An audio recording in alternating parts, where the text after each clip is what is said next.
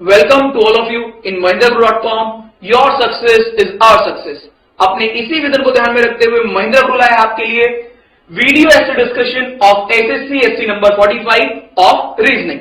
अपने इस वीडियो को बनाने का मेन ऑब्जेक्टिव जो है वो है कैसे अपने एस्पिरेंट्स की स्ट्रेंथ को एक्सप्लोरेट किया जाए और कैसे उनकी वीकनेस को ओवरकम किया जाए जिससे कि वो एग्जाम में ज्यादा से ज्यादा मार्क्स गेन कर सके। चलिए स्टार्ट करते हैं video essay discussion of SSC ST number 45 of reasoning. Exam में अगर हम बात करें तो 5 से 6 क्वेश्चन ऑड वन आउट के आते हैं। तो पहले यहां पर स्टार्टिंग के 6 क्वेश्चन है ऑड वन आउट। जब भी आप ऑड वन आउट को सॉल्व करने जाएं तो ध्यान देने वाला की पॉइंट यहां पर ये है, ये ऑड वन आउट लेटर के बेस पर हो सकता है, वर्ड के बेस पर हो सकता है, नंबर के बेस पर हो सकता है या फिगरल पैटर्न हो सकता है। पहला क्वेश्चन जो आपको आपकी स्क्रीन पर नजर आ रहा है वो न्यूमेरिकल बेस पर है। न्यूमेरिकल बेस के क्वेश्चन सॉल्व करते वक्त आपको ध्यान देना इस चीज पर है कि आपको इवन नंबर्स पता होने चाहिए, ऑड नंबर्स पता होने चाहिए, प्राइम नंबर्स पता होने चाहिए और किस तरीके से इनका स्क्वायर या क्यूब किया जा सकता है ये आपको पता होना चाहिए। तो पहले क्वेश्चन में 4 नंबर है 13, 29, 31, 27। इन 4 में से 3 प्राइम नंबर है जैसे कि 13 प्राइम नंबर है, 29 प्राइम नंबर है और 31 प्राइम नंबर है, except option number D all 3 are prime number. तो हम बोल सकते हैं ऑड वन आउट है ऑप्शन नंबर डी। चलिए आगे प्रोसीड करते हैं क्वेश्चन नंबर 2 पर। जब भी इस तरह के क्वेश्चन आए तो आपको ये जनरल इंटेलिजेंस का पार्ट है, आपको सारी चीजें पता होनी चाहिए, किस तरीके से ये चारों के चारों वर्क करते हैं ये आपको पता होना चाहिए। 4 नाम दिए गए हैं, फायरफ्लाई, स्पैरो, रेवन, स्वैट। इन 4 में से 3 एक तरीके से वर्क करते हैं और एक डिफरेंट है। जो भी डिफरेंट होगा वही आपके लिए आंसर होगा। तो हम इन चारों को देखने के बाद ये बता सकते हैं कि ये जो ऑप्शन नंबर आपका सी नजर आ रहा है फायरफ्लाई, जिसको हिंदी में बोला जाता है जुगनू, ये डिफरेंट है। क्यों डिफरेंट है ये क्वेश्चन उठेगा। तो डिफरेंट इसलिए है कि जुगनू रात में भी उड़ सकता है।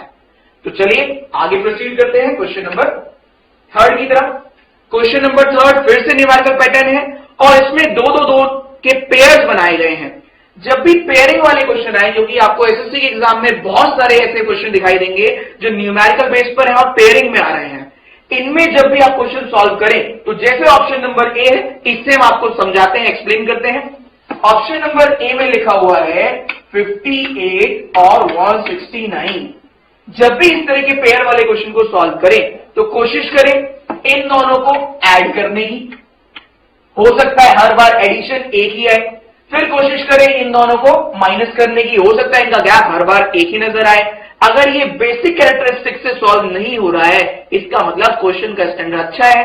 फिर आपको क्या करना पड़ेगा, दोनों की पेयरिंग से इसको बनाने का प्रयास करना है। तो यहां पर चलते हैं किस तरीके से इसको सॉल्व किया गया है। 58 और 169 इनका डिफरेंस 103।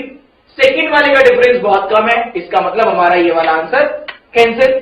नेक्स्ट पर चले, एडिशन किया डिफरेंस फिर से खराब, तो ये भी कैंसिल। इसका मतलब क्वेश्चन का स्टैंडर्ड अच्छा रखा गया है। तो स्टार्टिंग वाले दोनों से मिलाकर लास्ट वाला बनाएं तो 5 + 8 होता है 13 और 13 का स्क्वायर है 169।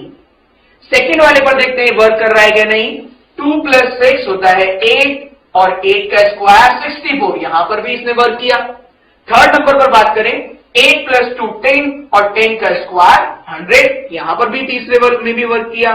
चौथे वाले में 1 + 7 8, 8 का स्क्वायर 64 होता है, पर एग्जामिनर ने मेंशन किया है 81। इसका मतलब ये गलत है और यही हमारा डिफरेंट है और यही हमारा आंसर होगा। तो हमारा आंसर होगा ऑप्शन नंबर डी। चलिए अपने नेक्स्ट क्वेश्चन की तरफ प्रोसीड करते हैं। क्वेश्चन नंबर 4 जो दिखाई दे रहा है आपके स्क्रीन पर वो कोडिंग डिकोडिंग के पार्ट से लिया गया है। जब भी आप कोडिंग डिकोडिंग के अल्फाबेटिकल सीरीज के क्वेश्चन सॉल्व करें तो जब भी डिफरेंशिएट की बात आएगी कुछ की पॉइंट है जो हम आपको बताने जा रहे हैं जो आपको याद होने चाहिए। एग्जांपल के लिए आपको सभी के ऑपोजिट्स याद होने चाहिए और आपको सभी की प्लेस वैल्यूज लर्न होनी चाहिए। जब आपको ये दोनों चीज लर्न होंगी तो आप जल्दी से जल्दी ज्यादा से ज्यादा क्वेश्चन सॉल्व कर सकते हैं। चेक करते हैं ये किसके ऊपर बेस्ड है। YGQLU ना तो यहां पर ऑपोजिट बन रहा है, ना ही यहां पर नंबर के बेस पर इसको एक्सप्लेनेट किया गया है। तो फिर किस बेस पर ये हो सकता है? तो अगर आप ध्यान दें इसमें, तो 5 में से 4 कॉन्सोनेंट है, except U, all other are consonant. Second वाले में काउंट करें तो पांचों के पांचों वॉवेल है, सॉरी कॉन्सोनेंट है, कोई भी वॉवेल नहीं है। थर्ड वाले में अगर हम बात करें तो ई फिर से एक वॉवेल मिला, और फोर्थ वाले में फिर से ए एक वॉवेल मिला। तो इन 4 में से डिफरेंशिएट होगा option number B. Reason behind that कि इसमें कोई भी एक भी वॉवेल नजर नहीं आ रहा है। तो आंसर नंबर बी ही है इस क्वेश्चन का राइट आंसर होगा। आगे प्रोसीड करते हैं। क्वेश्चन नंबर 5 फिगरल बेस पर क्वेश्चन है। जब भी फिगर को क्वेश्चन को सॉल्व करें तो आप क्या देखें, ये किस तरीके से बना हुआ है, इसकी आकृति क्या है, और किस तरीके से आप इसको डिफरेंशिएट कर सकते हैं। अगर इन चारों के चारों को देखें, option number A B C D को ध्यान से एनालाइज किए जाए तो ये पता लगेगा आपको कि ए बी और डी 3 लाइन सेगमेंट क्वेश्चन है, और ये ऑप्शन नंबर सी 4 लाइन के बेस पर बनाया गया है, इसलिए यही हमारा डिफरेंट होगा। तो ऑप्शन नंबर सी हमारा ऑड होगा। चलिए आगे प्रोसीड करते हैं अपने नेक्स्ट क्वेश्चन पर। क्वेश्चन नंबर 6 जो फिर से फिगरल बेस पर क्वेश्चन दिया गया है, और फिर से आपको बोला गया है कि इनमें से भिन्न चुनिए। फिर से उसी बटन को अडॉप्ट करते हैं और देखते हैं 4 में से कौन से वाले की आकृति अलग नजर आ रही है, भिन्न नजर आ रही है। तो यहां पर option number A, option number C, option number D, इन चारों को देखकर हम बता सकते हैं कि ये तीनों की तीनों फिगर स्ट्रेट लाइन के ऊपर बेस्ड है, except image number B, all 3 are based of straight line. तो यही हमारा ऑड होगा। चलिए आगे प्रोसीड करते हैं नेक्स्ट क्वेश्चन पर। Question number 7। क्वेश्चन नंबर 7 और 8 दो क्वेश्चन है जिसमें आपको कुछ इक्वेशन दे दी गई है जो एसएससी के फिक्स क्वेश्चन में से एक है। आपको जनरली एग्जाम में 2 और 3 इस टाइप के क्वेश्चन नजर आएंगे। तो पहला क्वेश्चन जो दिया गया है, इसको सॉल्व करने का की पॉइंट हम आपको बताने जा रहे हैं। जब भी ऐसे क्वेश्चन आपको नजर आए तो कोशिश करें फर्स्ट वाले और लास्ट वाले की कॉम्बिनेशन से मिड वाले को बनाने का प्रयास करें। हो सकता है आप जल्दी से जल्दी इसको क्रैक कर दें कि इसका पैटर्न क्या है। यहां पर अगर आप देखेंगे तो 8 से 243 ना तो डिवाइड होता है, ना प्लस करने से आएगा, ना माइनस करने से आएगा। तो फिर और किस बेस पर 72 लाया जा सकता है, चेक करते हैं। 8 multiply by 2 plus 4 plus 3 that is 9। अगर 8 को हम 9 से मल्टीप्लाई कर दें तो आंसर आता है 72। इसका मतलब हमने ये पैटर्न क्रैक कर दिया है। अब इसको स्किप करते हैं क्योंकि ये तो हमें आंसर ही ढूंढना है। थर्ड वाले पर मूव करें। 6 multiply by 3 plus 4 plus 1 that is 8।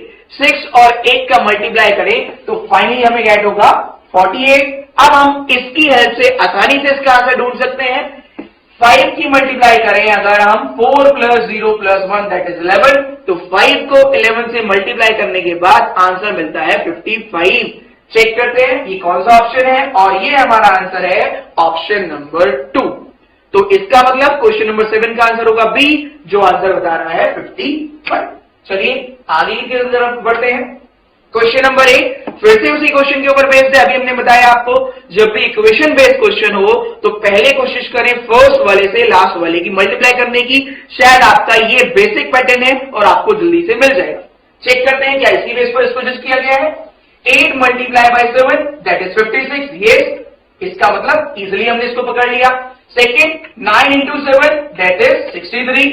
तो आसानी से हम इसका आंसर कर सकते हैं कि फर्स्ट वाले को लास्ट वाले से मल्टीप्लाई करके शुरू में लिखा गया, सेकेंड वाले को थर्ड वाले से मल्टीप्लाई करके बाद में लिखा गया। तो 6 मल्टीप्लाई बाय 8 48 और 5 मल्टीप्लाई बाय 8 40। चेक करते हैं कौन से ऑप्शन में 4840 मेंशन किया गया है। तो हमारा आंसर होगा ऑप्शन नंबर डी। चलिए आगे की तरफ बढ़ते हैं क्वेश्चन नंबर 9 की तरफ। आपको आपके स्क्रीन पर नजर आ रहा होगा कि आपको एक वर्ड दे दिया गया है और उसके बेस पर 4 ऑल्टरनेटिव दिए गए हैं।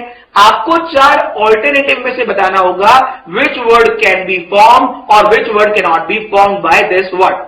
आज से 2-3 साल पहले की अगर हम बात करें तो एग्जाम में क्वेश्चन पूछा जाता था सिर्फ कि बताइए कौन सा वर्ड बन सकता है, या फिर बताइए सिर्फ कौन सा वर्ड नहीं बन सकता है। अब जैसे जैसे आप आगे बढ़ रहे हैं, एग्जिस्टिंग सिनेरियो जो है, पेपर का लेवल थोड़ा बढ़ता जा रहा है, वाइटल रोल प्ले करने वाला है ये, और ज्यादा हमें ये भी सुनने में आया है ऑनलाइन एग्जाम भी होने वाला है।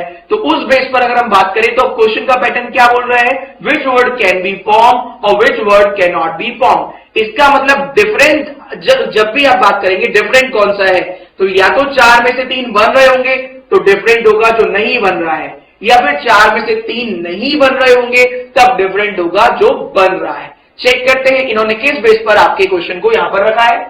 सुपरनेचुरल वर्ड है, सुपरनेचुरल। चेक करते हैं पहला वर्ड रेंटल, उससे बन पा रहा है या नहीं, तो RENTAL, यस हम कह सकते हैं ये बन पा रहा है। सेकेंड वर्ड है री, REAP, वेरी गुड, ये भी बन रहा है। इसका मतलब हम आप ये जान कर रख सकते हैं कि हमें वो वर्ड ढूंढना है जो नहीं बन रहा है। नेक्स्ट वर्ड है रिपेंट, REPENT, रिपेंट होना चाहिए, पर हमने एक ही ई को 2 बार गिन लिया है, इसका मतलब यही हमारा डिफरेंट है, और जो डिफरेंट होगा वही हमारा आंसर होगा। चलिए क्वेश्चन नंबर 10 पर एक्सीड करते हैं। क्वेश्चन नंबर 10 में वर्ड दिया गया है आपकी स्क्रीन पर एस्टैब्लिशमेंट।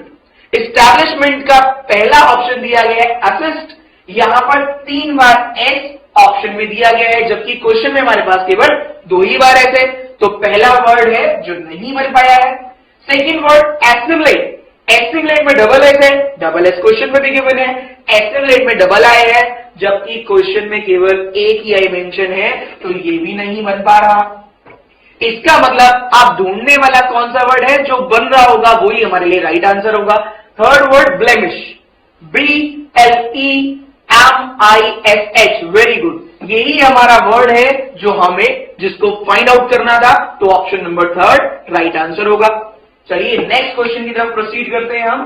क्वेश्चन नंबर 11, ये एक ऐसा पार्ट है मिसिंग नंबर जिससे बहुत सारे स्टूडेंट डरते हैं। रीजन कि इसका स्ट्रेटेजी बनाते वक्त किस तरीके से वहां पर क्वेश्चन सॉल्व किया गया, किस तरीके से उसको पिक करना है, ये ध्यान देने योग्य बात यहां पर ये है। यहां पर अगर आप आपकी स्क्रीन पर देखें तो हम आपको इसका एक शॉर्टकट बताने जा रहे हैं। आपकी स्क्रीन पर 4 रो नजर आ रही हैं और 3 कॉलम नजर आ रहे हैं। शॉर्टकट ये है, जब भी आप इसको सॉल्व करें, अगर आपकी रो कम है तो कॉलम से सॉल्व करें, अगर आपके कॉलम कम है तो रो से सॉल्व करें। यहां पर कॉलम कम है तो हम रो से सॉल्व करेंगे, सॉरी रो ज्यादा है तो कॉलम से शुरू करेंगे। तो कॉलम जब आप बात करेंगे vertically 5 multiply by 2 that is 10, 10 multiply by 8 that is 80, पर यहां पर दिया गया है 40, तो 40 लाने के लिए यहां डिवाइड किया गया, डिवाइड बाय 2, आंसर हमें पता चल गया। सेकंड पर चेक करते हैं क्या ये वर्क कर रहा है। 5 into 4 into 3 that is 60 divide by 2 30, तो आंसर निकालने के लिए 2 into 1 into 10 that is 20 divide by 2, answer होगा 10। चेक करते हैं क्या किसी ऑप्शन में 10 गिवन है, तो हाँ ऑप्शन नंबर ए इसका राइट आंसर होगा, क्योंकि ऑप्शन नंबर ए शो कर रहा है 10। नेक्स्ट क्वेश्चन की अगर हम बात करें तो नेक्स्ट क्वेश्चन में फिर से दिया गया है मिसिंग नंबर कि आप मिसिंग टर्म को ढूंढिए। यहां पर आपको 3 इमेज शो करी गई हैं, इसमें आपको थर्ड वन का मिड वाला पॉइंट आपको ढूंढना है कि क्या आएगा। तो इसको ढूंढते वक्त चेक करें अगर हम कैलकुलेशन में स्ट्रांग है, अगर हम जल्दी से माइनस कर सकते हैं, प्लस कर सकते हैं, मींस सिंपलीफिकेशन वाला पार्ट अगर हमारा स्ट्रांग है तो हमें इसमें बहुत जल्दी मदद मिल सकती है। चेक कीजिएगा, 5 into 3 that is 15, 6 into 8 that is 48, और दोनों को अगर हम ऐड कर दें तो हमें मिड वाली वैल्यू मिल जाएगी 63। सेम केस 2 इंटू 7 14, 3 इंटू 9 27, दोनों को ऐड किया जाए तो फिर से मिड वैल्यू 41 हमें मिल जाएगा। तो आंसर जब हम ढूंढेंगे तो हमें करना होगा 6 multiply by 7, 8 multiply by 5, 42 and 40, दोनों को ऐड करने पर आंसर आना चाहिए 82। चेक करते हैं क्या एग्जामिनर ने 82 दिया है, यस 82 है ऑप्शन नंबर 3। तो मिसिंग नंबर का ये क्वेश्चन भी सॉल्व होता है। आप ध्यान रखें जब भी एग्जाम में सॉल्व करें, हर एक ह्यूमन बीइंग की एक कुछ कैरेक्टरिस्टिक्स होती हैं जो उसके माइंड में फिक्स होती हैं। तो अगर कोई भी क्वेश्चन आपसे मिसिंग नंबर का सॉल्व नहीं होता है, अपने नोट्स बनाएं और उसमें उसको लिख लें, जिससे कि एग्जाम से पहले उसको ढूंढकर आप एग्जाम में क्वेश्चन सॉल्व कर सके। नेक्स्ट क्वेश्चन की तरफ मूव करते हैं अपने। Question number 13। Question number 13 dictionary pattern में आपको क्वेश्चन को अरेंज करने के लिए बोल रहा है। अगर आपको डिक्शनरी देखनी आती है ए टू जेड का फॉर्मेट, पहले ए आना चाहिए, फिर बी आना चाहिए, फिर सी आना चाहिए एंड सो ऑन। तो जो आपका डिक्शनरी पैटर्न होगा वही आंसर होगा। यहां पर जल्दी आंसर करने के लिए आप ऑप्शन की हेल्प ले सकते हैं, जिसको बोला जाता है हमारी लैंग्वेज में एनालिसिस के बेसिस में एलिमिनेशन मेथड। चेक करते हैं एलिमिनेशन मेथड से first, second, third. Option number ABCD को ढूंढे तो पहला लेटर के लिए 1, 2 और 3 पॉइंट दिए गए हैं। इसका मतलब ना तो फोर्थ वाले को एनालाइज करना है, ना ही आपको फिफ्थ वाले को एनालाइज करना है।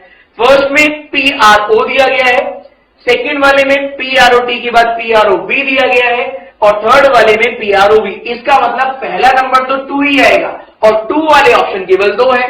तो एलिमिनेशन से पहला वाला और लास्ट वाला हमने कैंसिल कर दिया।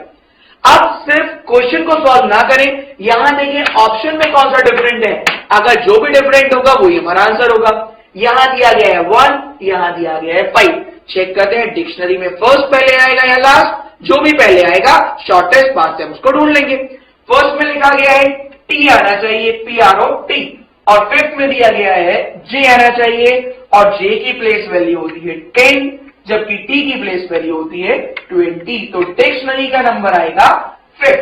तो ऑप्शन नंबर सी ही हमारे लिए राइट आंसर होगा, क्योंकि ये डिक्शनरी पैटर्न के ऊपर बेस्ड है। नेक्स्ट क्वेश्चन की तरफ प्रोसीड करते हैं। Question number 14। क्वेश्चन नंबर 14 जो आपके स्क्रीन पर नजर आ रहा है, पहला, इस तरह के क्वेश्चन से डरे ना, उसको फेस करें, उसमें जो भी की पॉइंट है उसको समझने की कोशिश करें। लिखा गया है कि each question below is followed by statement. एक स्टेटमेंट दी गई है एंड 2 आर्ग्यूमेंट्स, 1 and 2, 2 आर्ग्यूमेंट दिए गए हैं। आपको क्वेश्चन को देखने के बाद ये एनालाइज होगा कि एग्जामिनर आपसे ये पूछना चाह रहा है, बताइए कौन सा वाला आर्ग्यूमेंट स्ट्रांग है, कौन सा वाला आर्ग्यूमेंट वीक है। स्ट्रांग आर्ग्यूमेंट वो होता है जो स्टेटमेंट से डायरेक्टली कोरिलेट करता है और वीक आर्ग्यूमेंट वो होता है जो डायरेक्टली रिलेट नहीं करता है। क्वेश्चन में क्वेश्चनर एग्जामिनर हमसे ही बोल रहा है, should military service be made compulsory in our country. क्या मिलिट्री सर्विस को अपने देश में कंपल्सरी कर देना चाहिए। आर्ग्यूमेंट नंबर 1 पर अगर हम जाए तो बोल रहा है no, it is against the policy of non violence. हम इससे बिल्कुल एग्री नहीं करेंगे।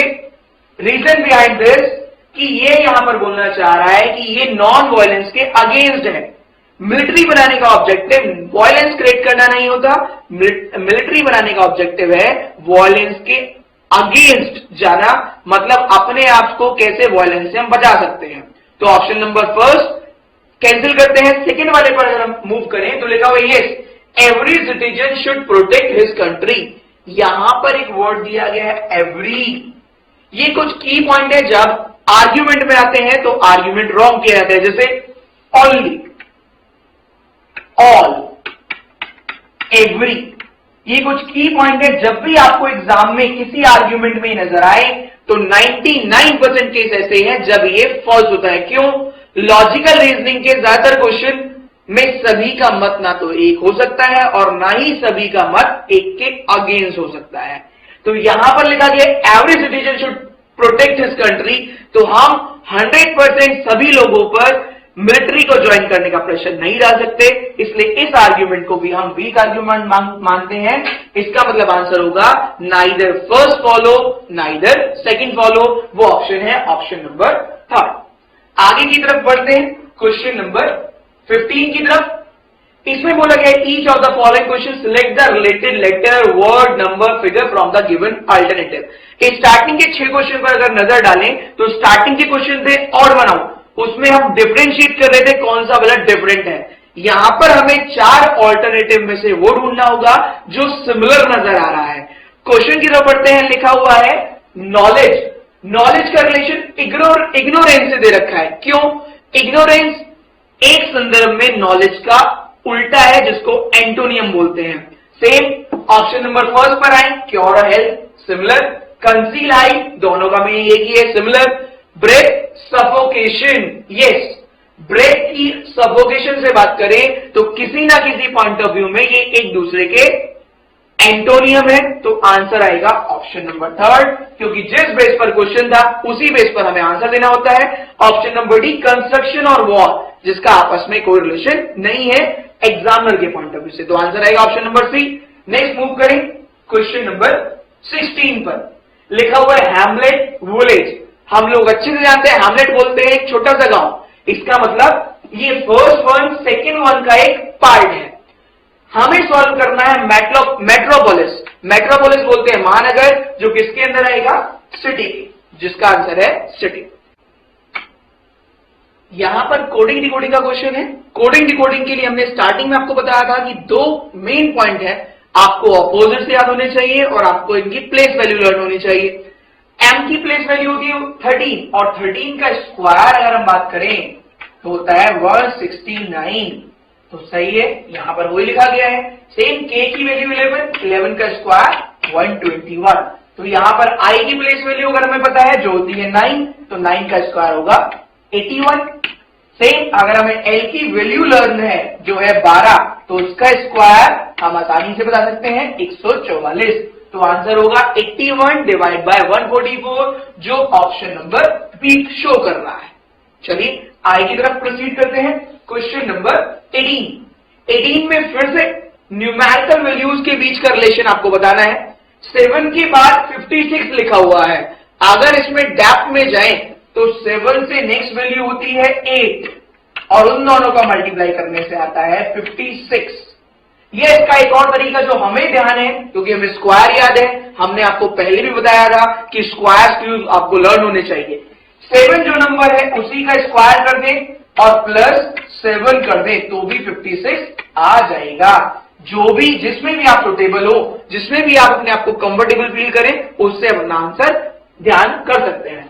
तो 9 multiply by next digit that is 10, answer आएगा 90, जो है ऑप्शन नंबर सी। तो इस क्वेश्चन का, क्वेश्चन नंबर 18 का आंसर होगा ऑप्शन नंबर सी, जो है 90। नेक्स्ट क्वेश्चन की अगर हम बात करें तो क्वेश्चन नंबर 19 फिर से कुछ वर्ड दिए गए हैं जिसमें आपको बताना है कि इनके ध्यान में रखते हुए कौन सा वाला नेक्स्ट वर्ड होगा। Forgery, fabrication. फर्जरी होता है जालसाजी। किसी संदर्भ की अगर हम बात करें तो एक संदर्भ में जालसाजी से फैब्रिकेशन का रिलेशन है। उसी के ध्यान पर अगर हम बात करें काउंटरफीट, काउंटरफीट होता है नकली। 4 ऑप्शन दिए गए हैं, उसमें से हमें बताना है कौन सा काउंटरफीट की तरह नजर आ रहा है। पहला स्मगलिंग, बिल्कुल नहीं। डिसीट, ये होता है छल, ये भी नहीं होगा। थर्ड ऑप्शन फॉल्सिटी, जो किसी ना किसी कंटेक्स्ट में काउंटरफीट से रिलेटेड है, क्योंकि फॉल्सिटी का भी मतलब होता है एक तरीके से नकली या असत्य। ऑप्शन नंबर डी बिल्कुल अलग, क्योंकि डिजाइन का है जिसमें काउंटरफीट से कोई रिलेट नहीं करता। तो आंसर होगा क्वेश्चन नंबर 19 का ऑप्शन नंबर थर्ड, जो है falsity. Next question, question number 20 फिर से कोडिंग डिकोडिंग के ऊपर। एग्जाम में 4 to 5 क्वेश्चन कोडिंग डिकोडिंग से रिलेटेड जरूर होंगे, तो do remember opposite and place value of each and every alphabet. चलिए चलते हैं, किस तरीके से इसको सॉल्व किया गया ढूंढते हैं। M से L, अगर M से L पर जाना है तो -1 करना पड़ेगा। U से T फिर से -1, M से L फिर से -1, B से A -1, A से Z -1, I से H -1। इसका मतलब इस क्वेश्चन को सॉल्व करने के लिए आपको हर एक से -1 करना पड़ेगा और आप आंसर गेट कर सकते हैं। D से -1 C, T से -1 D, L से -1 K, S से -1 G और I से -1 H। C D K G H, जिस भी ऑप्शन में ये लिखा होगा वही हमारे लिए राइट आंसर होगा, और ये लिखा गया है ऑप्शन नंबर थर्ड में। इसका मतलब क्वेश्चन नंबर 20 का राइट आंसर होगा ऑप्शन नंबर सी। चलिए आगे प्रोसीड करते हैं। क्वेश्चन नंबर 21 फिर से न्यूमेरिकल बेस पर क्वेश्चन। यहां पर 5 और 36 का रिलेशन आपको बताना है। 5 से नेक्स्ट वैल्यू होती है 6, 6 का स्क्वायर होता है 36। ये यहां तो लग गया, चेक करते हैं क्या अगले वाले में भी ये लग रहा है। 6 से नेक्स्ट वैल्यू होती है 7 और 7 का स्क्वायर होता है 49। अगर 49 ऑप्शन में दिया गया है तो फिर किसी और कंटेक्स्ट में इसको ढूंढने की जरूरत नहीं पड़ेगी। चेक करते हैं, option number first 48, option number B 49। इसका मतलब 21 क्वेश्चन का राइट आंसर होगा ऑप्शन नंबर बी जो है 49। चलिए आगे प्रोसीड करते हैं। क्वेश्चन नंबर 22, फिर से कुछ लेटर्स दिए गए हैं, उनके रिलेशन आपको बताना है। KMF का रिलेशन अगर LLH से है तो RMS का रिलेशन इन चार में से किससे होगा? K से L की बात करें तो K M F, आंसर में लिखा गया है LLH। K की प्लेस वैल्यू 11, L की प्लेस वैल्यू 12, तो प्लस 1 किया गया। M की प्लेस वैल्यू अगर आपको पता है तो होती है 13 और L की प्लेस वैल्यू होती है 12, तो -1 किया गया है। F की प्लेस वैल्यू 6, H की प्लेस वैल्यू 8, इसका मतलब +2 किया गया। पहले प्लस, फिर माइनस, फिर प्लस, एक बार इंक्रीजिंग एक बार डिक्रीजिंग ऑर्डर। तो RMS को जब आप सॉल्व करोगे तो पहले +1, फिर -1, फिर +2। R से +1 होता है X, M से -1 होता है L और X से +2 होता है U। SLU अगर ऑप्शन में गिवन है तो वही इस क्वेश्चन का राइट आंसर होगा। चेक करते हैं, पहला ऑप्शन SLR, दूसरा ऑप्शन SLU, और हम भी ढूंढ रहे थे SLU को, इसलिए option number B is the right answer of our question. चलिए नेक्स्ट क्वेश्चन की तरफ बढ़ते हैं। Question number 23। क्वेश्चन नंबर 23 में कुछ फिगर दे रखी है, आपको स्टार्टिंग वाली दोनों फिगर को एनालाइज करने के बाद थर्ड फिगर का फोर्थ वाली फिगर से वही रिलेशन बनाना है जो स्टार्टिंग वाली 2 का है। अगर स्टार्टिंग 2 में अगर हम एरो को देखते हैं तो एरो की रोटेशन राइट साइड 135 डिग्री हो गई है। हम अपने क्वेश्चन की बात करें तो इसकी डायरेक्शन से 135 अगर राइट चले तो आंसर में ऑप्शन नंबर, चेक करते हैं कौन से वाले में ये डायरेक्शन आ रही है एरो की डायरेक्शन, इसमें ये कैंसिल, ये भी कैंसिल, हाँ ये शायद हमारा आंसर हो सकता है, फोर्थ वाले में नहीं। इसका मतलब हमारे कॉम्पिटिशन में कोई ऑप्शन है ही नहीं, तो आंसर नंबर सी हमारे इस क्वेश्चन का राइट आंसर होगा। चलिए क्वेश्चन नंबर 24 की तरफ बढ़ते हैं। क्वेश्चन नंबर 24 में लिखा हुआ है, find out A set of numbers among the 4 set of numbers given in the alternatives. इसका मतलब है जो आपकी स्क्रीन पर क्वेश्चन गिवन है, ये क्वेश्चन, इसमें एक रिलेशन होगा, उसी रिलेशन को ध्यान में रखते हुए आपको एक उसी के सुटेबल ऑप्शन को अडॉप्ट करना है। चेक करते हैं इस गिवन इक्वेशन में क्या रिलेशन है, तो 7 से 42 का रिलेशन है मल्टीप्लाई बाय 6। 42 से 126 का रिलेशन अगर हम बात करें तो मल्टीप्लाई बाय 3 से 126 आ जाता है। अब हमें क्या ध्यान रखना है, पहले नंबर से दूसरे वाले के पास जाने के लिए मल्टीप्लाई बाय 6 होना चाहिए और दूसरे नंबर से तीसरे वाले के पास जाने के लिए मल्टीप्लाई बाय 3 होना चाहिए। 9 से 54 पर जाएंगे तो मल्टीप्लाई बाय 6 वर्क किया, पर 54 से 172 के पास जाएंगे तो मल्टीप्लाई बाय 3 172 नहीं होता, मल्टीप्लाई बाय 3 होता है 162। तो इसका मतलब option A eliminate. Second option पर जाए तो 7 इंटू 6 यहां तो वर्क कर रहा है, लेकिन 42 इंटू 3 होता है 126, इसका मतलब ये आंसर भी हमारा एलिमिनेशन के थ्रू कैंसिल होता है। ऑप्शन नंबर 3 8 इंटू 6 48, यहां पर फिर से वर्क किया, 48 से 144 जाने के लिए मल्टीप्लाई बाय 3 से जाएंगे तो बिल्कुल ये हमारा राइट आंसर होगा। तो हम बोल सकते हैं क्वेश्चन नंबर 24 का एग्जैक्ट आंसर होगा ऑप्शन नंबर 3। चलिए आगे प्रोसीड करते हैं। वाटर इमेज का क्वेश्चन सॉल्व करते हुए आपको क्या करना होता है, चीजें बॉटम टू टॉप चेंज होती हैं। मींस वाटर इमेज में जब भी आप क्वेश्चन सॉल्व करोगे जो भी चीज टॉप पे होगी वो बॉटम पे, या जो बॉटम पे होगी वो टॉप पे। सेम ये बिल्कुल ऑपोजिट होता है मिरर इमेज का। मिरर में चीजें राइट टू लेफ्ट रिफ्लेक्ट करती हैं, जबकि वाटर में bottom to top.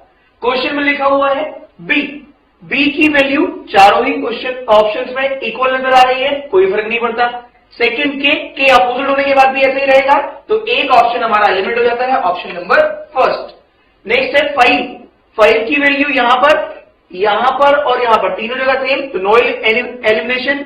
Next O, no elimination. Next R की वैल्यू चेंज हो गई है ऑप्शन नंबर सी में, कैंसिल। अब सीधा बी और डी में से एक एलिमिनेट होगा, जो भी डिफरेंट होगा उसको हम हटा देंगे। बी सेम है, यहां पर 6 था, 6 चेंज होने के बाद नजर आएगा इस तरीके से, इसलिए ऑप्शन नंबर डी कैंसिल और हमारा राइट आंसर होगा ऑप्शन नंबर बी। चलिए आगे प्रोसीड करते हैं क्वेश्चन नंबर 26 पर। क्वेश्चन नंबर 26 क्लॉक का क्वेश्चन है। यहां पर आपको बताया गया है, आपकी स्क्रीन पर आपको नजर आ रहा होगा कि एक क्लॉक में बोला गया है 3:15 हो रहे हैं, तो पूछा गया बताइए मिरर में कितना टाइम शो हो रहा होगा। तो इसकी शॉर्टकट ट्रिक ये है, जब भी आपको बोला जाए कि इतना टाइम हो रहा है तो ये मिरर में कितना नजर आएगा, तो मिरर में टाइम करने के लिए हम दिए गए टाइम को 11 घंटे 60 मिनट में से माइनस कर देते हैं और अपना आंसर में मिल जाता है। ये इसका शॉर्ट ट्रिक है। अब इससे इसको माइनस करेंगे तो 45 मिनट्स और इससे इसको माइनस करेंगे तो 8 आवर्स। इसका मतलब राइट टाइम होगा 8:45, जो है option number C.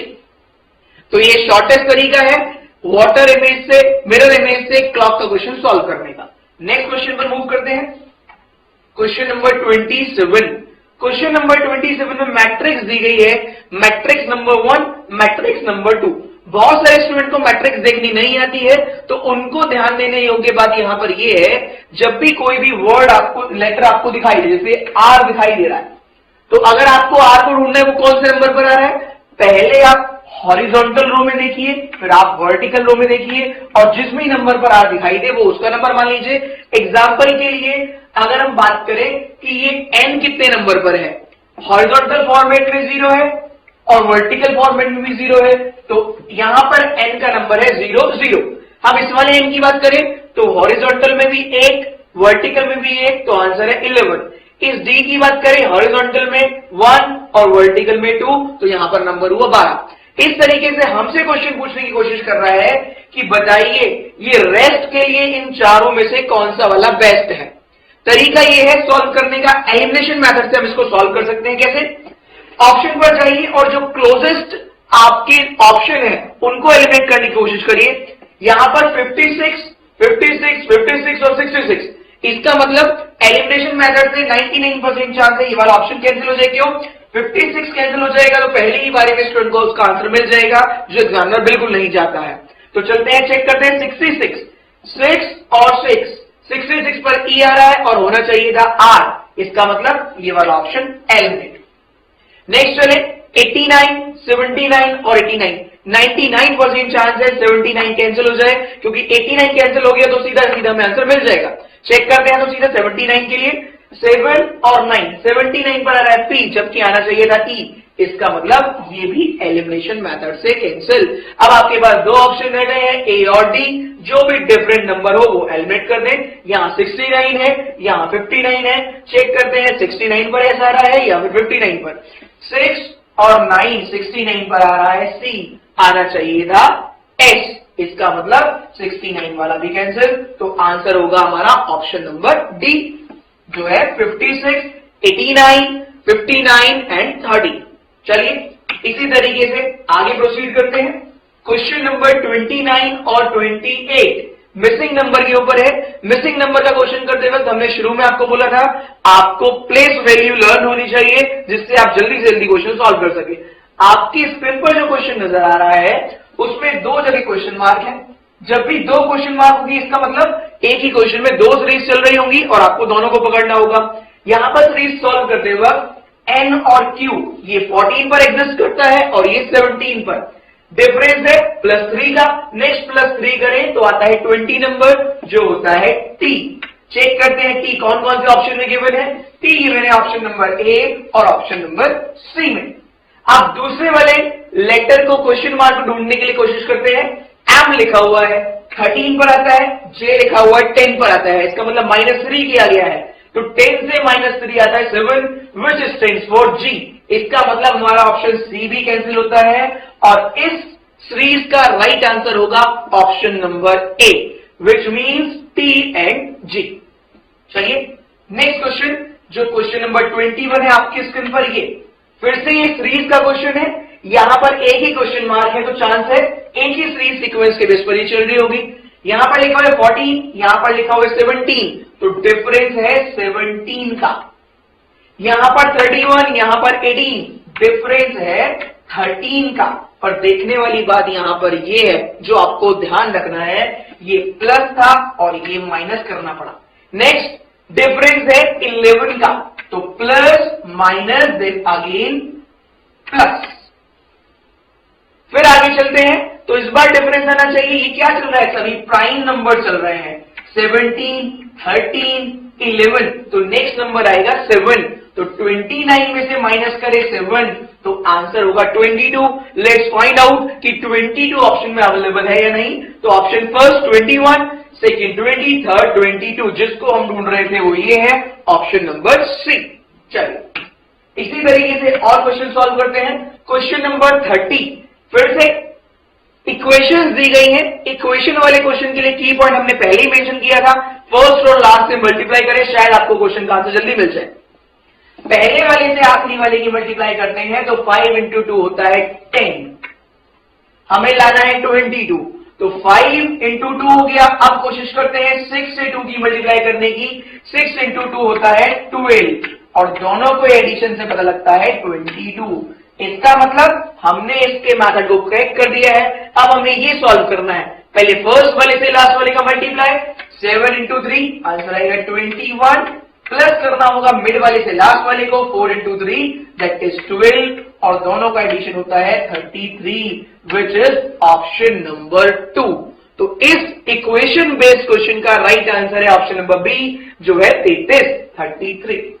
Next question, question number 31। इस बार ये क्वेश्चन 8 + 8 4 = 16, इसको सॉल्व करने के लिए इसको प्लस ही करके देखते हैं। 8 + 8 16 डिवाइड बाय 4, 16 का कोई लॉजिक नहीं है। इसको प्लस की जगह अगर हम मल्टीप्लाई बना लें, 8 into 8 that is 10 4 64 divide by 4 which means 16। यही हम ढूंढने की कोशिश कर रहे थे। कोशिश करते हैं क्या ये अगले वाले में भी लगता है, अगर अगले वाले में लगेगा तो इसका मतलब हम इस इक्वेशन को सॉल्व कर सकते हैं। 6 into 4 that is 24 divide by 3 which means 8। इसका मतलब हमने ये मेथड क्रैक कर लिया है। नेक्स्ट इक्वेशन को सॉल्व करते हैं, 8 into 6 that is 48 divide by 3 which means 16. So 16 is the right answer of this question, which is option number D. Next question पर मूव करते हैं, क्वेश्चन नंबर 32। स्टेटमेंट गिवन है आपके स्क्रीन पर और 2 कंक्लूजन गिवन है। उसके बाद 4 ऑप्शन दिए गए हैं जो बता रहे हैं क्या पहला सही है, क्या केवल दूसरा सही है, या फिर दोनों ही गलत है, या दोनों ही सही है। क्वेश्चन गिवन कर है और आपसे पूछना चाह रहा है, private firm workers are hard working. वो बोल रहा है दी गई बातों को सही माने और क्वेश्चन का आंसर दे। उसने कहा है प्राइवेट फर्म में काम करने वाले लोग हार्ड वर्किंग होते हैं। कंक्लूजन में बोला गया कुछ हार्ड वर्किंग लोग प्राइवेट फर्म में काम करते हैं, हाँ, क्योंकि स्टेटमेंट में मेंशन था प्राइवेट फर्म में काम करने वाले लोग हार्ड वर्कर हैं, तो option number first true. Second बोल रहा है government employees are not hard working.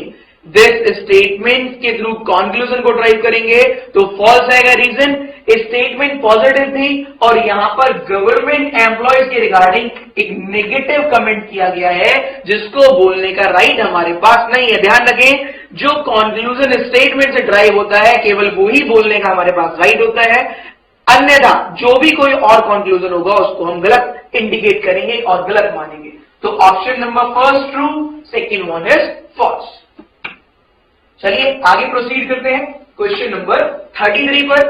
फिर से स्टेटमेंट दी गई है और उसमें बोला गया है इंडस्ट्री डिस्ट्रॉय करती है नेचुरल रिसोर्सेज को, जो हमारे जीवन काल के लिए बहुत ही उपयोगी है नेचुरल रिसोर्स। यहां पर बोल रहा है इंडस्ट्री डिस्ट्रॉय करती है नेचुरल रिसोर्स को, और उसके रेफरेंस में कंक्लूजन बोल रहा है सारी की सारी नेचुरल रिसोर्स डिस्ट्रॉय की जाती है इंडस्ट्री द्वारा। नहीं, हम नहीं बोल सकते कि सारी ही रिसोर्स डिस्ट्रॉय की जाती है इंडस्ट्रीज के द्वारा। अगर यहां पर लिखा होता कि हाँ कुछ रिसोर्स पर इफेक्ट पड़ता है इंडस्ट्री की वजह से तो हम उसको सही करते, पर यहां पर बोल रहा है कंप्लीटली, इसलिए आंसर होगा फॉल्स। की पॉइंट फिर से ध्यान दे, ऑल लिखा हुआ है जो बहुत वाइटल रोल प्ले करेगा while answering such type of question. Next conclusion है कोई भी industry means know industry no environment pollution. ना इंडस्ट्री बनाओ ना एनवायरमेंट पॉल्यूट करेगा। जबकि ये बिल्कुल गलत है, क्योंकि देयर आर सच और other methods which pollutes environment. तो सेकेंड ऑप्शन भी हम निग्लेक्ट करेंगे और इसका आंसर हम मेंशन करेंगे ऑप्शन नंबर थर्ड, जो बोल रहा है neither conclusion first nor conclusion second follow. Next question, question number 34। यहां पर वैल्यूज दी गई है, कोडिंग करी गई है, बोल रहे C equals to 3। Very good, C की वैल्यू भी 3 होती है और यहां पर भी 3 लिखा हुआ है। इस मेथड के थ्रू बैंक का कोड तो ज्यादा आना चाहिए, पर मान लिखा हुआ 7। इसका मतलब इनकी प्लेस वैल्यू नहीं, कुछ और तरीका है जिसकी वजह से 3 लिखा गया था। 3 कैरेक्टर कितने हैं यहां पर, अगर हम ध्यान से देखें तो 1। 3 डिवाइड बाय 1 इक्वल्स टू 3। इसी प्रकार बैंक की कोडिंग लिखकर कैरेक्टर ऑफ लेटर जो है 4, उससे डिवाइड करना पड़ेगा। B की वैल्यू होती है 2, A 1, N 14 और K 11। इन सभी का जोड़ हम करें, सम करें तो आता है 2 + 1 3 + 14 17 + 11 28 और कैरेक्टर ऑफ लेटर है 4। 28 डिवाइड बाय 4 आंसर आएगा 7, जो दिया गया था आपके स्क्रीन पर। नेक्स्ट लिखा हुआ है 10। 10 में 3 कैरेक्टर है और इनकी प्लेस वैल्यू 20 + 5 + 14। इन तीनों को ऐड करें तो आता है 39। 39 को अगर आप 3 से डिवाइड करते हैं तो आंसर होता है 13, जो है ऑप्शन नंबर डी। चलिए नेक्स्ट प्रोसीड करते हैं क्वेश्चन नंबर 35 में। बोल रहे एक फैमिली में कुछ मैन है, कुछ वुमेन है, उनके सन है, उनकी डॉटर है। आपको काउंट करके बताना है find out the total number of female members in this group. आपको टोटल फीमेल मेंबर्स बतानी है। हमने यहां पर फीमेल मेंबर के लिए माइनस इंडिकेट किया है और मेल मेंबर के लिए प्लस इंडिकेट किया है। आपसे बोला गया है एक मैन है तो हमने प्लस लगाया, बोल रहे हैं उसकी वाइफ है उसके लिए माइनस लगाया, बोल रहे हैं उनके 4 सन हैं तो सन के लिए प्लस लगाया 4 बार, बोल रहे हैं हर एक सन की वाइफ भी है तो हमने वाइफ के लिए माइनस लगाया, और बोल रहे हैं जितने भी पेयर हैं उनके 3 सन और एक डॉटर है, 3 सन, 3 बार प्लस लगाया, और हर एक के लिए 1 डॉटर तो हर एक के लिए 1 माइनस लगाया। अब वो कोई भी क्वेश्चन पूछे सारे के सारे आंसर हमारे पास अवेलेबल है। हमने पहले बताया था minus stand for female and plus stand for male member. अब क्वेश्चन करने वाला आपसे ये जानना चाहता है, बताइए इस पूरे के पूरे सीक्वेंस में कितने फीमेल मेंबर है, चेक करते हैं। Let's find out. 1 then 2 3 4 5 6 7 8 9। हमने इजीली प्लस माइनस के माध्यम से ढूंढ लिया कि यहां पर कितने फीमेल मेंबर है, आंसर आएगा 9, वो है ऑप्शन नंबर बी। चलिए आगे बढ़ते हैं क्वेश्चन नंबर 36। जब भी इस टाइप के क्वेश्चन को सॉल्व करें, क्योंकि न्यूमेरिकल वैल्यूज के ऊपर बेस्ड है, देखिए इसका मेन ऑब्जेक्टिव है, ये आपके मैथ नहीं चेक करना चाहता, ये चाहता है कैसे आपका टाइम वेस्ट किया जाए। उससे बचने का सबसे आसान तरीका, एक तो इसको सबसे लास्ट में सॉल्व करें, दूसरा तरीका है कि इसमें ऑप्शन को रिवर्स ऑर्डर में सॉल्व करने की कोशिश करें। रीजन, अगर स्टार्टिंग का ही ऑप्शन सही होगा तो वो इस क्वेश्चन को यहां पर शायद देता ही नहीं। एग्जामिनर की साइकोलॉजी अगर आप पढ़ने लग जाएंगे तो आप एग्जाम में ज्यादा से ज्यादा मार्क्स गेन कर सकते हैं। ओके, चलिए शुरू करते हैं, लास्ट वाली क्वेश्चन को सॉल्व करते हैं। यहां पर लिखा हुआ था प्लस स्टैंड्स फॉर डिवीजन, ये हमने प्लस को डिवाइड में कन्वर्ट कर लिया।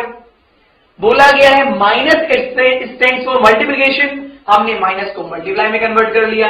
फिर उसने कहा divide stands for subtraction, divide को सब्सट्रैक्शन कर दिया, और जो एक बच गया into stands for plus.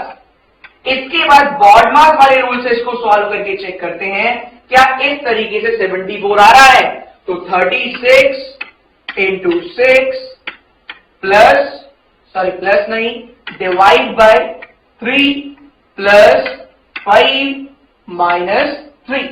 6 divide by 3 that is 2, plus 5 minus 3, 36 into 2, ये आएगा 72। प्लस करेंगे 5 को 77 और माइनस करेंगे 3 को, तो 77 minus 3 that is 74। Answer number D इसका राइट आंसर है। और हमारे इस टेक्निक का हमें फायदा मिला कि रिवर्स ऑर्डर में अपने ऑप्शन को जज करते हैं। याद रखें, जब भी कोई ट्रिकी क्वेश्चन हो, जब भी हम मैट्रिक्स या इस तरह के क्वेश्चंस को सॉल्व करें तो ऑप्शन को रिवर्स ऑर्डर में लेकर सॉल्व करें, शायद आप अच्छे नंबर जल्दी से प्राप्त कर सकते हैं। चलिए आगे बढ़ते हैं इसी तरीके से। क्वेश्चन नंबर 37 जो बिलोंग करते हैं डायरेक्शन से। हर एग्जाम में कम से कम एटलीस्ट वन क्वेश्चन डायरेक्शन से आपको जरूर मिलेगा। यहां पर वो पूछना चाह रहा है, उसने मेंशन किया है श्वेता नाम की एक लड़की है जो अपने स्कूल जाना चाहती है, उसके हाउस को बना लेते हैं पहले हम। आपको बोला गया from her home she goes towards north, पहले उसने नॉर्थ की तरफ ट्रेवल किया, देन शी टर्न लेफ्ट। जब भी लेफ्ट मेंशन होगा, डिग्री मेंशन ना हो तो लेफ्ट का मतलब होता है 90 डिग्री, तो हमने 90 डिग्री लेफ्ट गए, विच मीन्स वेस्ट में हम पहुंचे। Then she turn right, right again 90 degree, we again reach north and finally she turn left 90 degree left, हम पहुंचे वेस्ट। अब आपसे पूछा गया है इन विच डायरेक्शन हर स्कूल, अब वो स्कूल पहुंच गई है।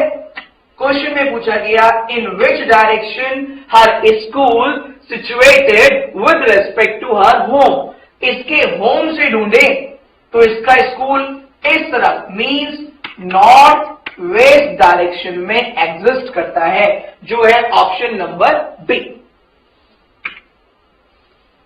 नेक्स्ट क्वेश्चन की तरफ चलते हैं। आपको बोला गया 5 दोस्त हैं, 5 मित्र हैं ABCDE, और बोला गया है ये इससे छोटा है, ये इससे बड़ा है, इसको आप इनइक्वालिटी वाले फॉर्मेट से सॉल्व कर सकते हैं। ध्यान में लिखा हुआ है A is shorter than B, A छोटा है B से, पर कितना छोटा है ये नहीं मेंशन, इसका मतलब इनके बीच में कोई और आएगा या नहीं आएगा अभी हम डिसाइड नहीं कर सकते। आगे लिखा हुआ है बट ये जो A को रिप्रेजेंट कर रहा है इस time taller than E, A taller है E से, पर ये नहीं बोला गया केवल E से ही टॉलर है, इसलिए हमने बीच में गैप छोड़ा है। अगर कोई और मेंबर आएगा हम वहां रख देंगे, अदरवाइज हम उसको ऐसे रहने देंगे। नेक्स्ट बोल रहे हैं C is the tallest, C इस रूम में सबसे टॉलेस्ट है, हमने उसको हाईएस्ट मान लिया, नंबर फर्स्ट टॉलेस्ट। बोल रहे but D is little shorter than B and little taller than A, A से टॉलर पर शॉर्टर देन B, इसका मतलब A और B के बीच में स्टैंड करेगा D। अब एग्जामिनर आपसे जानना चाह रहा है who has 2% taller and 2% shorter than him, तो इस स्क्रीन पर आप देख सकते हैं D ही ऐसा मेंबर है जिससे 2 आगे मेंबर जा रहे हैं और 2 पीछे, मतलब 2 लोग उससे बड़े हैं और 2 लोग उससे छोटे, इसका मतलब आंसर होगा ऑप्शन नंबर बी जो स्टैंड करता है D के लिए। नेक्स्ट क्वेश्चन पर हम मूव करते हैं। क्वेश्चन नंबर 39 आपसे बोल रहा है कि डिक्शनरी के अकॉर्डिंग बताइए कौन सा वाला सीक्वेंस फिट रहेगा। डिक्शनरी वाले क्वेश्चन में A to Z आपको देखना होता है, सबसे पहले A आएगा and so on and so on and so on. Option के थ्रू चले तो सबसे पहले 5 और 6 दे रखा है, तो 5 से स्टार्ट करते हैं ADB और 6 में लिखा है AP, पहले आता है D, इसका मतलब option number D cancel. Next move करें, 6 तीनों में अवेलेबल है। नेक्स्ट 2, 4 और 3, अगर हमें थर्ड वर्ड पता लग जाए तो इसका मतलब आंसर के ऊपर हम जा सकते हैं। सबसे पहले ये आ चुका है, दूसरे नंबर पर 6 आएगा और तीसरे नंबर पर 2 आएगा या 3 आएगा या 4, ये चेक कर लेते हैं। 2 आ रहा है I से, 3 आ रहा है S से और 4 आ रहा है A से, इसका मतलब आंसर आएगा पहले 4 वाला, तो ऑप्शन नंबर C ही हमारा राइट आंसर होगा। 5, 6, 4, 2, 3, 1। चलिए आगे बढ़ते हैं। क्वेश्चन जो नेक्स्ट है वो स्टैंड कर रहा है कैलेंडर के लिए। कैलेंडर की तरफ से क्वेश्चन पूछा गया है जो ज्यादा ट्रिकी नहीं है क्योंकि सिंपलेस्ट फॉर्मेट में पूछा गया है, विद इन 1 और 2 मंथ का आपको कैलकुलेट करना है। बोल रहे Friday was holiday for Republic day. हाँ ये जरूर है, इंडिया में रहकर आपको अपना रिपब्लिक डे पता होना चाहिए। रिपब्लिक डे 26 जनवरी। बोल रहे 26 जनवरी को अगर फ्राइडे है तो अगले महीने 17 तारीख को कौन सा डे होगा। हम ध्यान देते हैं 31 दिन होते हैं जनवरी में, 26 को माइनस कर दे तो ऑड डेज बचे 5। नेक्स्ट 17 डेज तक हमें निकालना है, फरवरी के 17 दिन ऑड ही मानकर इनको ऐड कर दें तो 17 प्लस 5 22। 1 वीक में 7 डेज होते हैं, 22 को 7 से डिवाइड करें तो रिमाइंडर बचेगा 1। इसका मतलब कौन सा डे होगा? 17th of Feb. फ्राइडे में एक दिन और ऐड कर दे तो आंसर आता है सैटरडे। हम इस तरीके से आसानी से अपने सारे के सारे आंसर कैलकुलेट कर सकते हैं। तो इस बार हम बोल सकते हैं what day was it on the 17th? 17 को डे होगा सैटरडे, जिसका मतलब होता है शनिवार। आगे बढ़ते हैं नेक्स्ट क्वेश्चन, क्वेश्चन नंबर 41, जो साइकोलॉजिकल क्वेश्चन है। बोले प्रीस्ट टोल्ड द डिवोटी, एक पुजारी अपने भक्त को बता रहा है कि इस मंदिर में जो बेल लगी हुई है वो रेगुलर इंटरवल पर बजती है। जो कितनी देर के इंटरवल पर बजती है? यहां पर बोला गया है 45 मिनट के इंटरवल पर वो बजती है। बोल रहे लास्ट बेल जब बजी थी तो अब से 5 मिनट पहले बजी थी। इसका मतलब -5 का ध्यान रखना है हमें।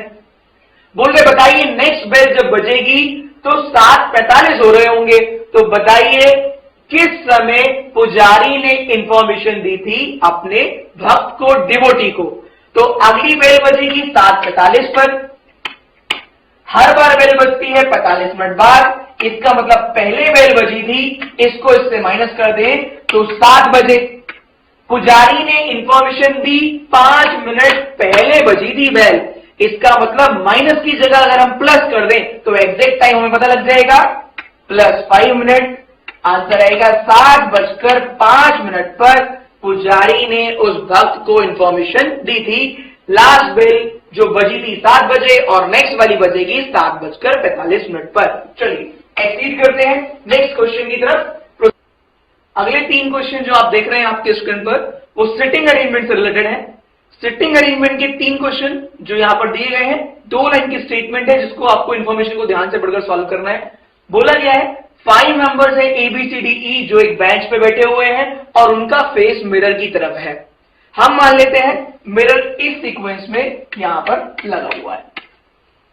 5 मेंबर थे इसलिए हमने 5 मेंबर के लिए चेयर बिछा दी, 1 2 3 4 5, जिनका फेस इस तरफ मान लिया और सामने है मिरर। क्वेश्चन में बोल रहा है D is to the left of B। पहले हम रफ में बनाते हैं साइड में, D is to the left of B। हमने यहां स्पेस छोड़ा है, हो सकता है यहां पर 1 मेंबर है, हो सकता है यहां 2 मेंबर है, हो सकता है यहां पर ये पास में ही आए तो हम इसको ऐसे लेने देंगे। बोले D is to the left of B and to the right of A। D is to the right of A। Again कितना राइट में है ये मेंशन नहीं किया गया है, इसलिए हमने थोड़ा डिस्टेंस बनाए रखा है अगेन यहां पर। नेक्स्ट बोल रहा है D is to the left of B, A and A to the right of A, C is 4 to the right of A। A के दाईं तरफ चौथे नंबर पर C बैठा हुआ है, 1 2 3 and 4, यहां पर बैठा हुआ है C। पहला नंबर A, फिर D, फिर B, फिर C और एक नंबर जो बच गया है वो है E। इसका मतलब हमारा सीक्वेंस पूरा होता है और अब हम फेयर वर्क लिख सकते हैं A D B E और C। अब इस सीक्वेंस के बेस पर जितने भी क्वेश्चन थे सिटिंग अरेंजमेंट के हम उनको 1 टेक में सॉल्व कर सकते हैं, 1 टाइम में ही सॉल्व कर सकते हैं। बोला गया who is sitting immediate right of C in the mirror. Mirror की बात करें तो चीजें राइट का लेफ्ट, लेफ्ट का राइट नजर आएंगी। जो सीक्वेंस था ADBEC वो सीक्वेंस अब हो जाएगा CEBDA। ये हमारा राइट सीक्वेंस है जिनमें सभी का फेस इस तरफ है नॉर्थ की साइड। बोले who is sitting immediate right of C, तो सी के जस्ट राइट में है E जो है हमारा ऑप्शन नंबर 3। नेक्स्ट क्वेश्चन को बोला गया है which among the following statement can be true. 4 statement आपके सामने हैं, उनमें से केवल एक सही है और जो भी सही होगी आपको उसी को टिक मार्क करना है। पहली स्टेटमेंट नंबर ए बोल रहे B is second to the left of, B is second from the left hand, जबकि B is not second from the left hand, B is in the middle. तो पहली statement false.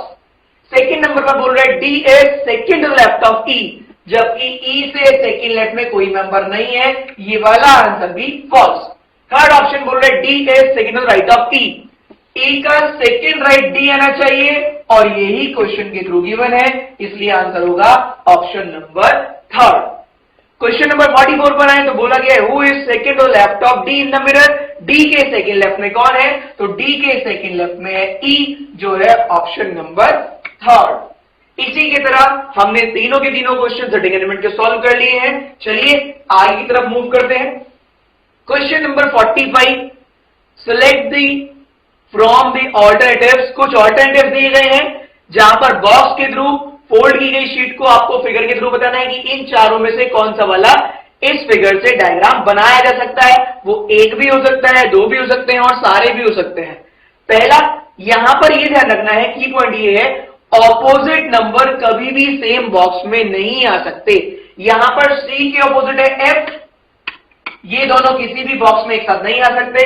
Check करते हैं किसी box में ऐसा तो नहीं है, नहीं, सी और एफ नहीं है तो इससे कोई फर्क नहीं पड़ेगा। सेकंड बी और डी, बी के ऑपोजिट है डी, जिस भी ऑप्शन में ये दोनों होंगे हम उसको एलिमिनेट मान लेंगे।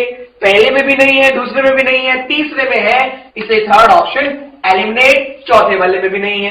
नेक्स्ट ए और ई भी एक दूसरे के ऑपोजिट है।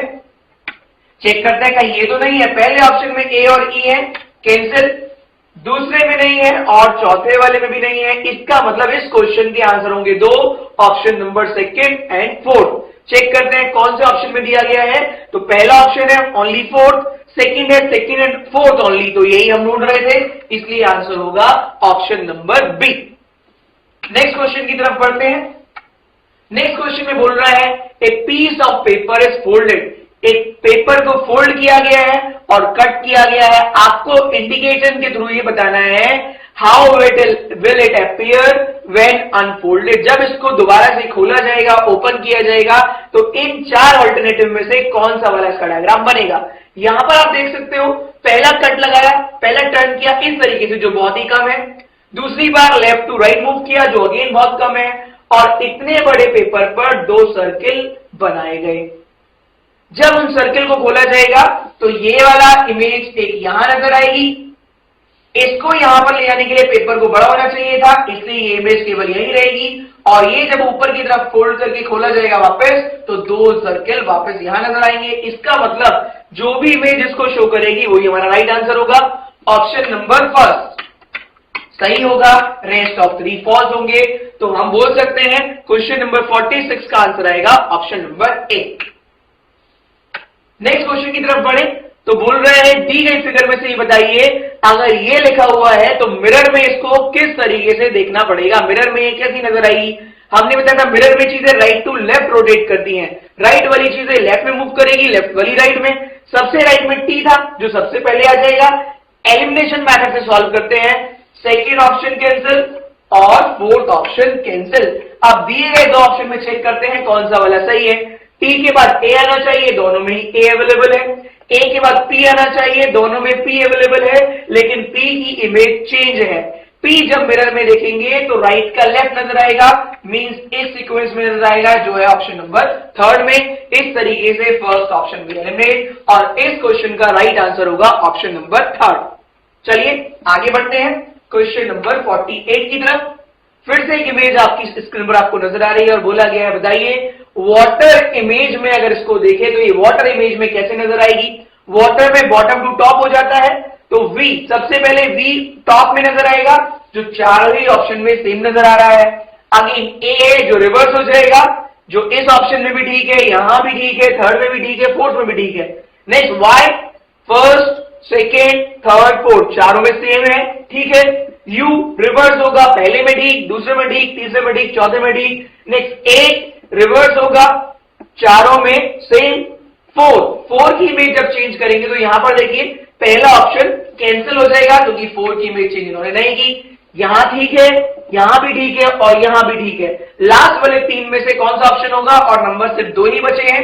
3 की इमेज बी में भी सही है, सी में भी सही है, लेकिन डी में चेंज कर दी गई है, इसलिए डी ऑप्शन भी एलिमिनेट। और लास्ट नंबर रह गया 6 को जब रिवर्स करेंगे तो नंबर आएगा ये वाला, और ये वाला फिर से एलिमिनेशन के थ्रू कैंसिल हो जाएगा, क्योंकि जब वाटर में 6 को देखेंगे तो इस सीक्वेंस में नहीं, इस सीक्वेंस में नजर आएगा। तो हम कह सकते हैं ये पूरी श्योरिटी के साथ क्वेश्चन नंबर 48 का ऑप्शन नंबर बी ही सही आंसर है।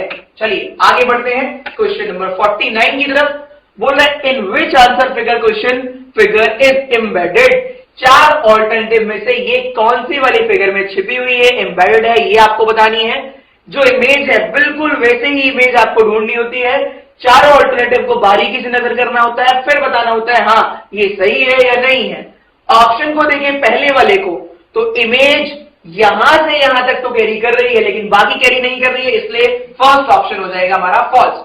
सेकेंड ऑप्शन में हमारे इस चीज को ढूंढने तो ये भी मिल गया और जो हमारा एच बना हुआ था वो भी मिल गया। इसका मतलब हम कह सकते हैं option number B is the right answer of this question. Next move करें, जो हमारा लास्ट क्वेश्चन है आज की इस रीजनिंग की पीपीटी का। विच answer figure will complete the pattern in the question figure. आपको एक क्वेश्चन दिया गया है जो हमेशा एसएससी के एग्जाम में एक आपको जरूर मिलेगा कि जो फिगर आपको नजर आ रही है उसको कंप्लीट करना होगा। यहां पर अगर आप ध्यान से देखें तो हर एक फिगर में जो 4 सेगमेंट है इसके छोटे छोटे, उसमें अगर फर्स्ट सेकंड को देखें उसके थ्रू हमें फोर्थ वाला बनाना होगा। 1 2 3 लाइन से मिलकर ये बने हुए हैं, तो हमारे पास भी जो आंसर हमें ढूंढना है वो 3 लाइन सेगमेंट होना चाहिए। पहले वाले में काफी सारी लाइन है कैंसिल, सेकेंड वाले में भी काफी लाइन से कैंसिल, थर्ड वाले में भी कैंसिल और फोर्थ वाले में 3 लाइन सेगमेंट है, फर्स्ट सेकेंड और थर्ड। इसका मतलब fourth one option number D is the right answer of this question.